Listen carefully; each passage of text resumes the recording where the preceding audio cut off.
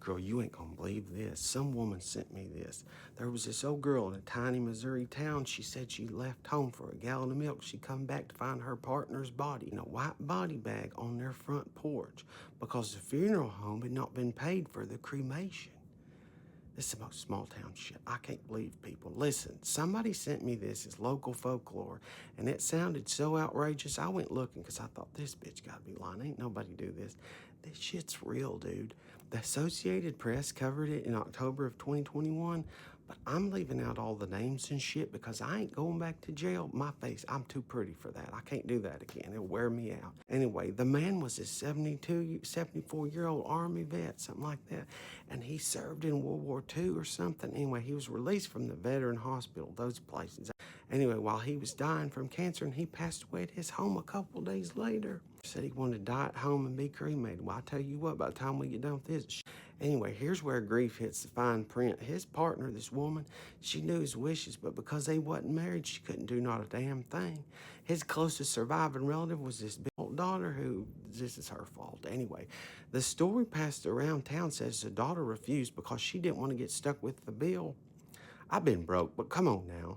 Anyway, I couldn't verify that. The newspaper report only says she'd been notified and that the payment for the $1,200 burn-up was tangled in strained family relationships. Sounds to me like it's tangled up at the bank. Anyways, I'm not assigning motive to the record, but because it don't need to be proven at this point. This was years ago. What we do know is that the authorization stalled and the funeral home hadn't been paid, and that guy was a total dick. But Missouri law, they have a place for those kind of people. Anyway, they said that if a relative did not claim a body, the funeral home was supposed to contact the county coroner. But the answer was not supposed to be, put his ass back in that sack and take him back, put him on the lawn furniture on the front damn porch. Anyway, that's what the partner said happened, and I guarantee you she knows she didn't forget it.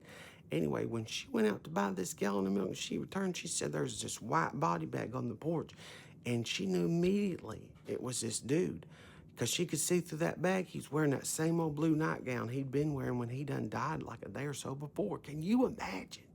Somebody propped my husband up in this porch, especially in this 106-degree heat, we'd be in a lot of trouble.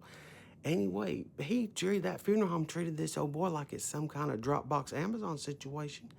Anyway, final arrangements, though, in case you was wondering, they ain't no kind of curbside pickup situation in reverse. And no, the original report does not say he was propped upright, although that is a nice touch. Small town memory, though, appears to have added that, and that's what I do here on this channel. I just tell the shit y'all be sending me. Anyway, the deceased veteran was not horizontal. This story has already gone straight to hell, though, I'll tell you that. The funeral director did decline to discuss the allegation, can you imagine? He then suggested it ought to be dropped out of respect for the deceased man. And I thought, yeah, just like you dropped his ass off. Anyway, the funeral home is not a dry cleaner, in case you was wondering, and you're not supposed to return the person if the bill gets complicated. That can get messy. The state licensing board opened investigation. Officials said the penalty could range from disciplinary letter, like, your grandmama's telling you did something wrong, to loss of funeral home license. Yeah, I'd bet. What about prison time? I couldn't verify the final outcome, so I ain't about to invent one.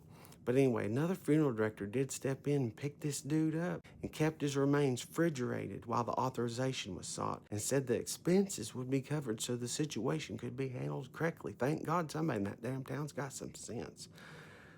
That's the whole story right there. One business saw an unpaid invoice, another one saw a professional situation and a human being. Paperwork stalled. Human decency did not have to. A family can argue over who signs and who pays, but the professional is supposed to know what can never be left on a damn porch. After making that decision, should a funeral home director ever be allowed to work in the business again? I don't know what I'd have done. I don't know if I'd have called the police, Ghostbusters, Oprah, or the news. What would you have did?